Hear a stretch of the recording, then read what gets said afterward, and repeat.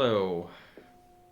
Black Myth Wukong just dropped today, and I am more than surprised about the reception of the game. This is interesting.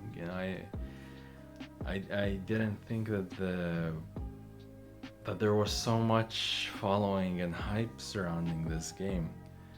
A friend of mine would talk about it from time to time, and even to a certain extent, I was surprised that he was following it as well. But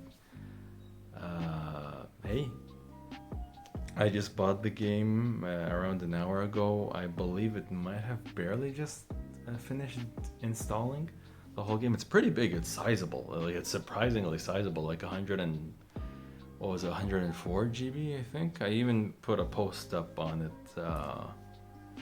on the community page. But yeah, As far as I know, IGN has given it an 8 out of 10, and I think the Metacritic score stands like on the 80s ish mark, probably mid 80s.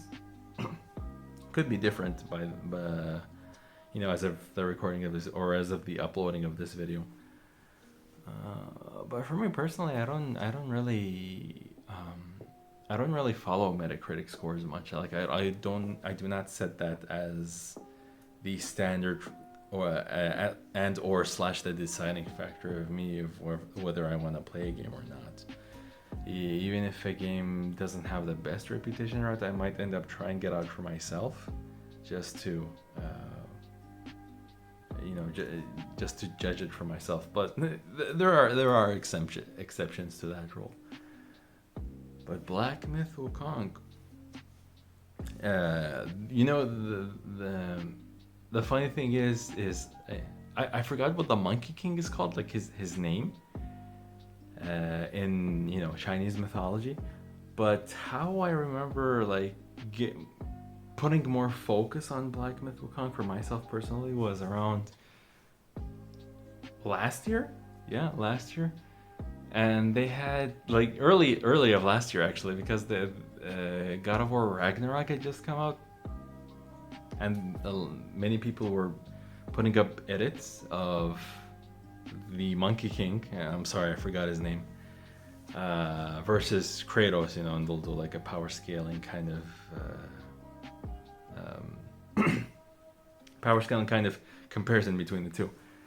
Then I remember I started like reading about him more and stuff, like what are his feats and traits and things like that, and it's just crazy like what he can do in as far as Chinese mythology is concerned. And I remember at the time I looked up or I was curious about other games that might feature him, and there are a few on the PSN, if I'm not mistaken, or at least there's one as far as my knowledge serves me.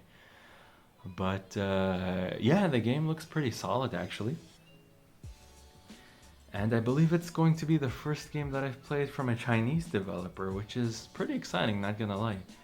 Unless there are other games that you people know of that I've covered on the channel that might be from a Chinese developer that I'm unaware of, maybe. But it's interesting to see their take on it, and it's pretty exciting. I think I think there are other games by Chinese developers that I've purchased but I have not played yet. For example, I think Sword and Fairy is one of them, and there are a few others, but I don't remember at the moment. But yeah, I mean, we're always used to seeing games from Japanese developers, and don't get me wrong, the Japanese, they know their stuff. But I was pleasantly surprised about the games coming out of Korea as well, which I'm sure they're not new to the scene. For example, you've got Stellar Blade, which unfortunately I still haven't finished, but solid game. And Lies FP, which I've only played the demo, but I have not played the main base game. But I've heard many good things about it, and it's actually the game of the year of one of my friends as well. He's rated it like the top game of 2023 for him. It came out in 2023, right? If I'm not mistaken. My game of the year for 2023 was Resident Evil 4 Remake. So, yeah. Anyways, exciting times, great things coming out. Stay tuned because it's gonna take us some time, but we're gonna cover all this. So, thanks for checking out the video. See you all real soon.